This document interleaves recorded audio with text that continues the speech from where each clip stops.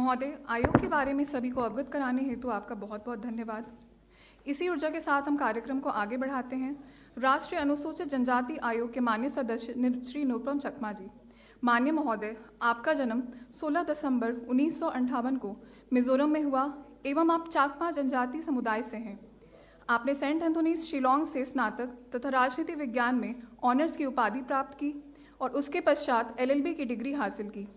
आप पूर्व में मिजोरम विधानसभा के लिए निर्वाचित रहे तथा आपने लगभग 1 दशक तक राज्य मंत्री के रूप में परिवहन, उच्च एवं तकनीकी शिक्षा, मत्स्य पालन, पर्यटन, सूचना एवं जनसंपर्क सहित अनेक महत्वपूर्ण विभागों का दायित्व निभाया है। आप चकमा ऑटोनॉमस डिस्ट्रिक्ट काउंसिल के सदस्य भी रहे हैं तथा सामाजिक स्तर पर चकमा समुदाय के विकास के लिए सक्रिय भूमिका निभाते रहे हैं। आपका सार्वजनिक जीवन जनजातीय सशक्तिकरण, शिक्षा और सामाजिक समरसता के प्रति समर्पित रहा है एवं मार्च 2024 से आयोग के सदस्य के रूप में आप अपना सेवा प्रदान कर रहे हैं। अब मैं सम्मानपूर्वक राष्ट्रीय अनुसूचित जनजाति आयोग के माननीय सदस्य श्री निरुपम चकमा जी को उनका विचार प्रस्तुत करने हेतु सादर आमंत्रित करती हूँ।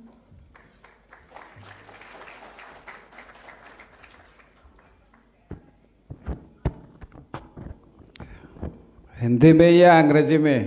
सर, हिंदी में।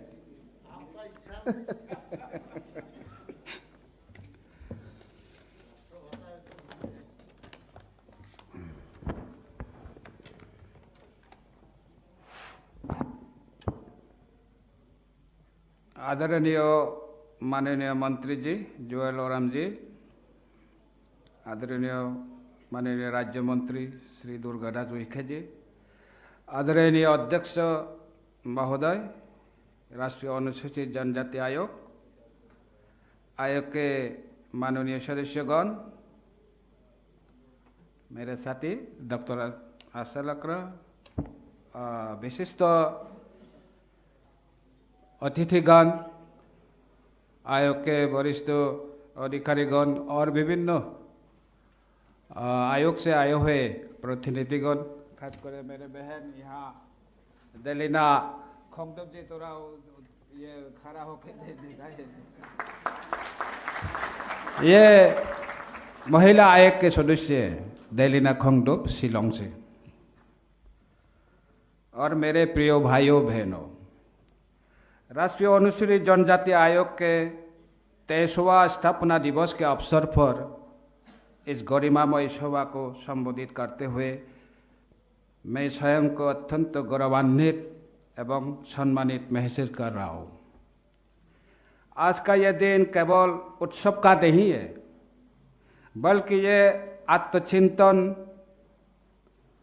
उत्तरदायित्व और अनुसूचित जनजाति समुदायों के कल्याण, गरिमा एवं सशक्तिकरण के प्रति हमारे संकल्प को पुनः दृढ़ करने का अवसर है। हमारे संविधान निर्माताओं के दृष्टि अत्यंत दूरदर्शी थे। उन्होंने ये भलीभांति समझा कि अनुसूचित जनजातियों, जिन्होंने सदियों से भारत के समृद्ध सांस्कृतिक एवं पारिस्थितिक विरासत को संरक्षित किया है, ऐतिहासिक रूप से अनेक सामाजिक एवं आर्थिक बचनाव का भी सामना करती रही है। इसी कारण हमारे संविधान के अनुसूचित जनजातियों के लिए सशक्त संरक्षणात्मक प्रावधान किया गया है। अनुच्छेद 15 या 16 समानता एवं भेदभाव के संरक्षण सुनिश्चित करते हैं। अनुच्छेद 46 राज्यों के अनुसूचित जनजातियों को शैक्षिक एवं आर्थिक हितों का बढ़ावा का निर्देश देता है।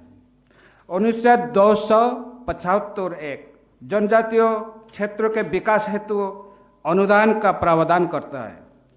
अनुच्छेद 338(a) राष्ट्रीय अनुसूचित जनजाति आयोग को जनजातीय अधिकारों के संरक्षण हेतु एक संवैधानिक संस्था के रूप में स्थापित करता है।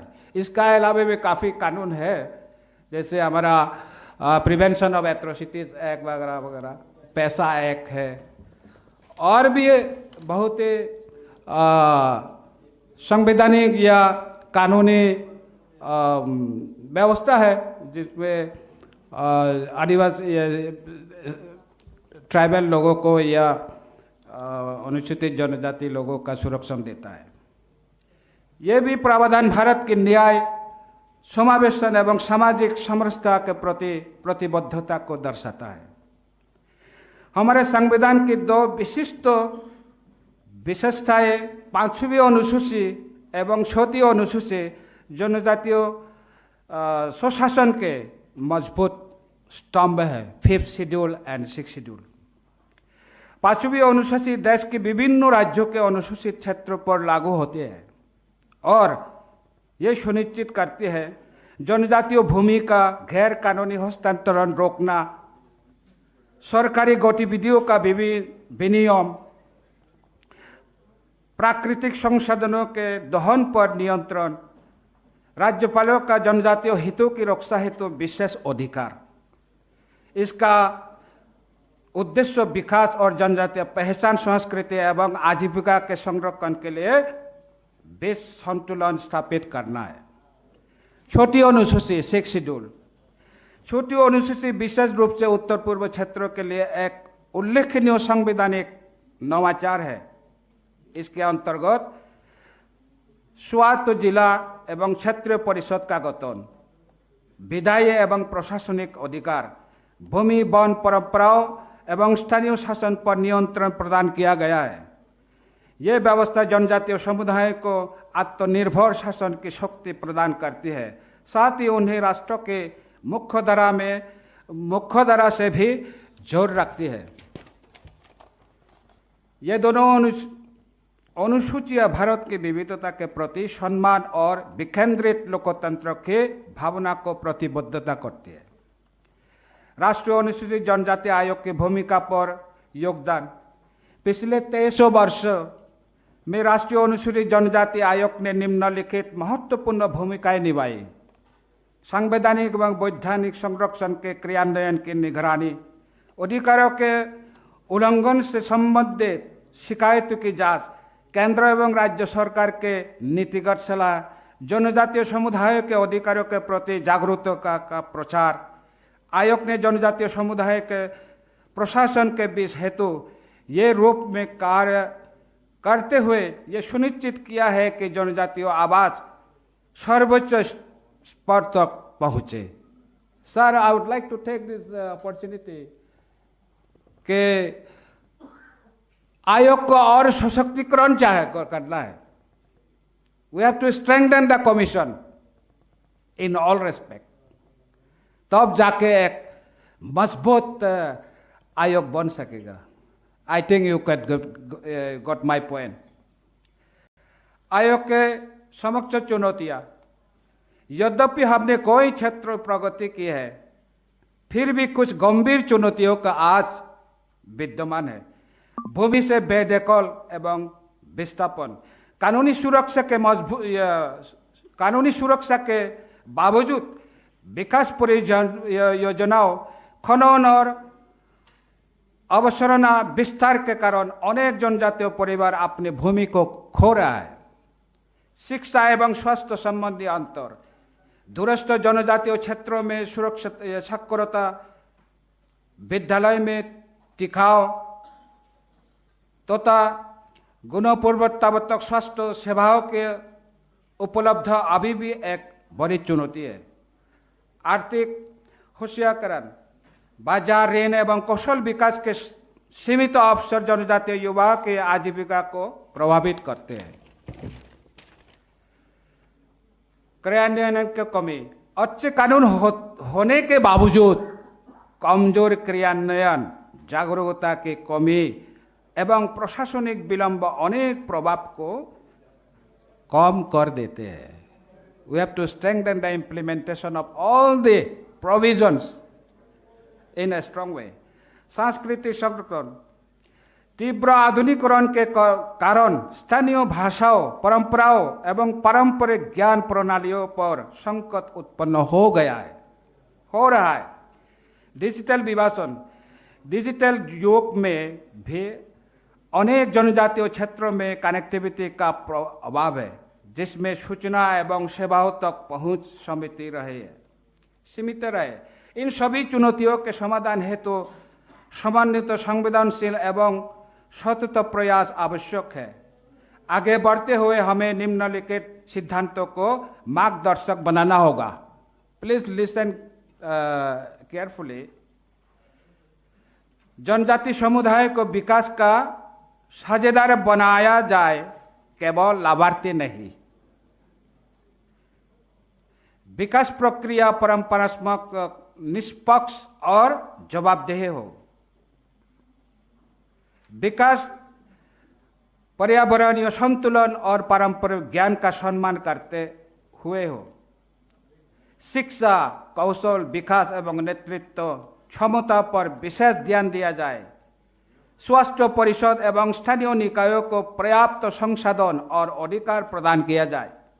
राष्ट्रीय अनुसूचित जनजाति आयोग को अपनी निगरानी व्यवस्था को और सुदृढ़ करते हुए जमीनी स्तर पर संवाद बढ़ाने तथा केंद्र एवं राज्य सरकारों के साथ घनिष्ठ सहयोग जारी रखना होगा।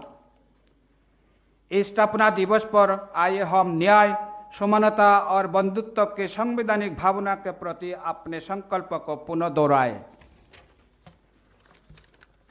हमें यह स्मरण रखना चाहिए कि जनजातीय समुदाय राष्ट्र के हाशिए पर नहीं बल्कि उसके हृदय में है।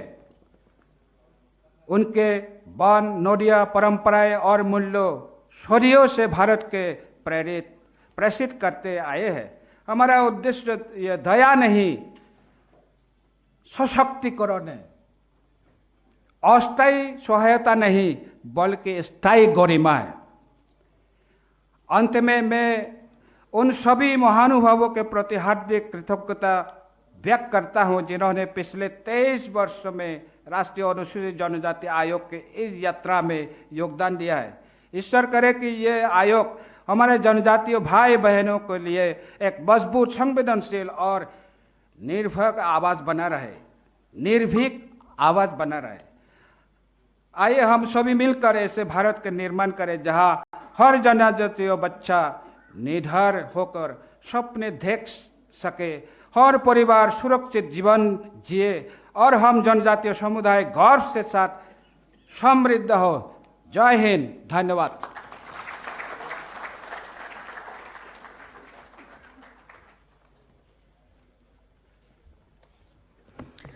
माननीय सदस्य श्री निरुपम चाकमा जी का उनके विचार एवं आयोग में सभी को मार्गदर्शन देने हेतु सादर धन्यवाद।